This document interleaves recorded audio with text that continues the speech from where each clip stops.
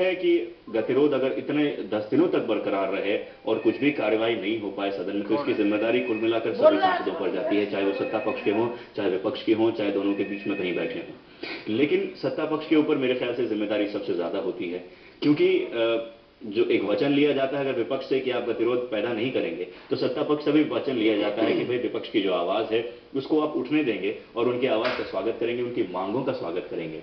तो आप अपनी जिम्मेदारी इसमें कितनी मानते हैं? देखिए, आपने 2-3 घोटालों की बात की जी।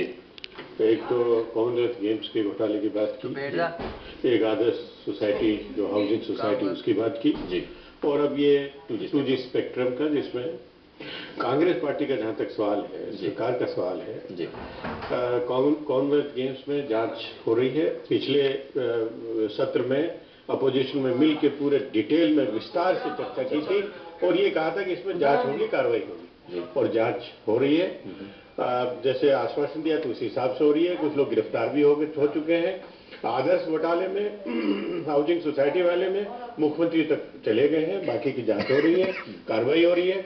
जहां तक इसका सवाल है, ये मुख्य गतिरोध प्रारंभ हुआ जब कंट्रोलर ऑडिटर जनरल CAG की रिपोर्ट यहाँ पर आई है जी, और उस रिपोर्ट में आने से पहले जब मीडिया में लीक हो गई थी तब से ही गतिरोध। हाँ, जो उसके बारे में CAG रिपोर्ट के बारे में जब पता लगा है, उसी से गतिरोध उनका JPC की मांग की जाए, JPC की मांग की जाए। जब पूरा परिप्रेक्ष्य को देखते हुए जो A राजा जो उस समय कम्युनिकेशन मिनिस्टर थे, उससे इस्तीफा ले लिया गया और कहा कि इसकी जांच कराई जाएगी। CAG की रिपोर्ट जब आती है उसकी निर्धारित प्रक्रिया है, ऐसा नहीं है कि CAG की रिपोर्ट आई रोड डंप पर चली जाएगी। उसकी निर्धारित प्रक्रिया है, PAC में जाती है, PAC विस्तार से विचार विमर्श होता है। PAC में सब दलों के लोग होते हैं, विपक्ष के नेता उसके चेयरमैन होते हैं।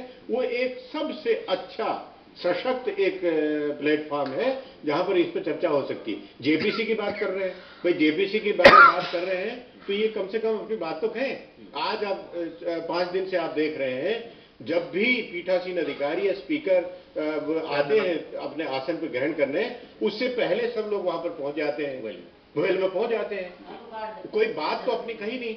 नेताओं को चाहिए, विपक्ष के नेताओं को चाहिए कि अपनी बात कहें, सशक्त तरीके से कहें कि भाई हम क्यों चाहते हैं JPC के बजाय, PAC के बजाय हम JPC क्यों चाहते हैं।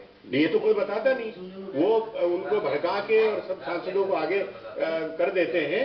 और मैं समझता हूं विपक्ष, अकेला विपक्ष इसका जिम्मेदार है कि ये पूरा सत्र नहीं चल रहा है और इसमें बाधित हो रहा है। तो मैं समझता हूं कि इनका आचरण विपक्ष का बहुत ही निंदनीय है। एक प्रजातंत्र के लिए बहुत ही घातक एक प्रक्रिया इन्होंने प्रारंभ की है कि अपनी जिद के सामने, जैसे अभी भारतीय जनता पार्टी की तरफ से कह रहा था कि साहब हमारे नेता से कह दिया कि हम बोलने नहीं देंगे, तो हमने भी ठान ली कि हम नहीं बोलने देंगे। तभी से अवरोध शुरू हो गया। तो इस तरह की भावना अगर हो तो फिर मैं समझता हूं कि प्रजातंत्र में विश्वास नहीं रखता है विपक्ष, और इसको पूरी तरह से विफल अपनी मनमानी करने के इरादे से वो वादित करते हैं हर रोज। तो ये जो कि बहुत गलत है। सरकार बिल्कुल तैयार है, सरकार के सामने इन्होंने अपना पक्ष रखा ही नहीं, सदन में अपनी बात रखी ही नहीं, अपना कोई जो क्या चाहते हैं, क्यों चाहते हैं कि JPC PAC के बजाय JPC हो, ये बात रखी नहीं। तो कैसे कहते हैं कि सरकार ने मना कर दी, इन्होंने तो बात अपनी कही ही नहीं। चलिए, मेघवाल जी वे इल्जाम लगा रहे हैं कि आप अपनी बात रखी ही नहीं, आपने अपनी मैं यही कहना चाहता हूँ, ये इल्जाम एकदम झूठा है, बेसलेस है, निराधार है। मैं कहना चाहता हूँ कि सुषमा स्वराज यही कहना चाह रही थी कि JPC क्यों आवश्यक है। मैं बताना चाहता हूँ JPC क्यों आवश्यक है आपके मंच के माध्यम से। PAC ये इन्होंने कहा एक निर्धारित, उस समय बात ही नहीं बात थी, सुनी नहीं आपने, सुनी नहीं, लीक हो गई थी, बात लीक हो गई थी, बोले थे बात बताइए। जब आप बोल रहे थे मैं बोल नहीं रहा था। आप पर बताइए। मैं कह रहा हूँ कि CAG की रिपोर्ट PAC में जाती है और जो CAG में पैरा बने हुए हैं वो ही डिस्कस होते हैं, पॉलिसी उसमें डिस्कस नहीं होती। और वो ही ये कहना चाह रही थी कि PAC की रिपोर्ट आज तक हाउस में चर्चा हुई क्या, कितनी PAC की रिपोर्टें चर्चा हुई है तो बताएंगे पुनिया जी, आप बताएंगे। 1946 से लेकर के आज तक कोई भी PAC की रिपोर्ट इस हाउस में चर्चा में नहीं आई। JPC में क्या होगा वो बता रहे हैं। तो मैं ये कह रहा हूँ कि JPC की डिमांड पे ये इतने कतरा क्यों रहे हैं, मैं ये कहना चाह रहा हूँ। JPC की डिमांड में ऐसा क्या है, जब विपक्ष में थे तब इन्होंने हाउस को बाधित नहीं किया था। क्या देश देख नहीं रहा था? शीतल पेय पे भी इन्होंने हाउस को बाधित किया और उसमें भी जेपीसी बैठा इन्होंने। और तभी जैसे अभी हमारे साथी ठीक कह रहे थे कि ताबूत कांड में तो इन्होंने जॉर्ज फर्नांडिस तक तो सुना ही नहीं, मंत्री को नहीं सुना, बोला सुनेंगे नहीं, बाइकआउट करेंगे। तो क्या इनका आचरण उस समय ठीक था?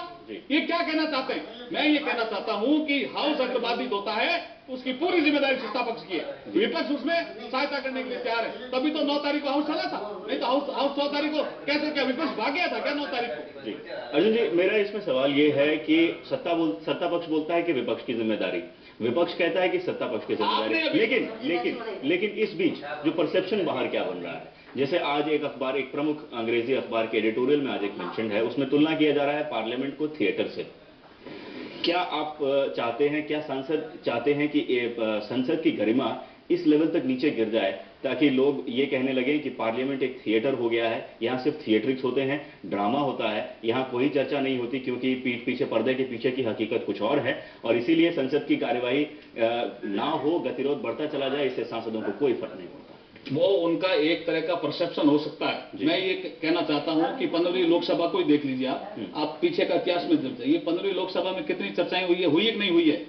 ढंग से हाउस चला भी है, ऐसी बात नहीं है। ये बाधित जो अब हो रहा है, क्या कैग कॉन्स्टिट्यूशनल बॉडी नहीं है? क्या उनको पत्रकार महोदय को यह ध्यान नहीं है कि कैग में कितने गंभीर आरोप लगाए हैं? 1,76,000 करोड़ रुपए के आरोप हैं। क्या ये छोटी बात है? क्या देश की जनता ये जानना नहीं चाहती कि ये पैसा कैसे गड़बड़ हो गया, कैसे भ्रष्टाचार हो गया? देश की जनता जानना नहीं चाहती।